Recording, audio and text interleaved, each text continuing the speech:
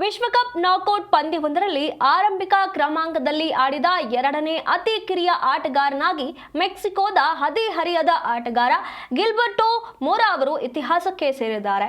ಬುಧವಾರ ನಡೆದ ಅಂತಿಮ 32ರ ಸುತ್ತಿನ ಪಂದ್ಯವೊಂದರಲ್ಲಿ ಮೆಕ್ಸಿಕೋ ತಂಡವು ಈಕ್ವೆಡಾರ್ ತಂಡವನ್ನ 2-0 ಗೋಲುಗಳ ಅಂತರದಿಂದ ಸೋಲಿಸಿದೆ.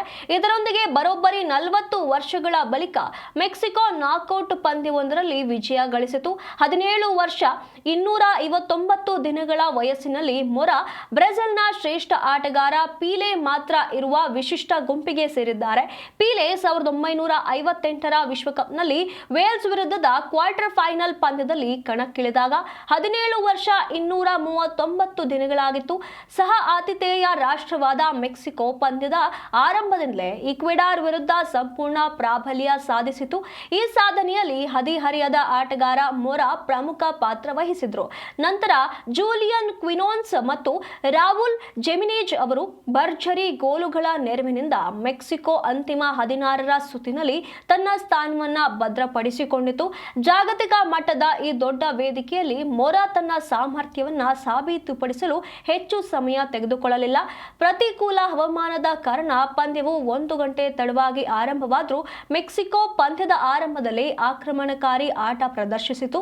ಆರಂಭದ 15 ನಿಮಿಷಗಳಲ್ಲೇ ಮೊರಾ ಎದುರಾಳಿ ತಂಡಕ್ಕೆ 2 ಬಾರಿ ಕಂಟಕವಾಗುವಂತಹ ಆಟವನ್ನ ಪ್ರದರ್ಶಿಸಿದ್ರು. ಫಿಫಾ ಪ್ರಕಾರ 1958ರಲ್ಲಿ ಬ್ರೆಜಿಲ್ ಪರ ಪೀಲೆ ಅವರ ಐತಿಹಾಸಿಕ ಪ್ರದರ್ಶನದ ನಂತರ ವಿಶ್ವಕಪ್ ನಾಕೌಟ್ ಹಂತದ ಪಂದ್ಯವನ್ನ ಆರಂಭಿಸಿದ ಕೇವಲ 17ನೇ ವರ್ಷದ ಆಟಗಾರ ಎಂಬ ಹೆಗ್ಗಳಿಕೆಗೆ ಈಗ ಮೊರಾ ಪಾತ್ರರಾಗಿದ್ದಾರೆ.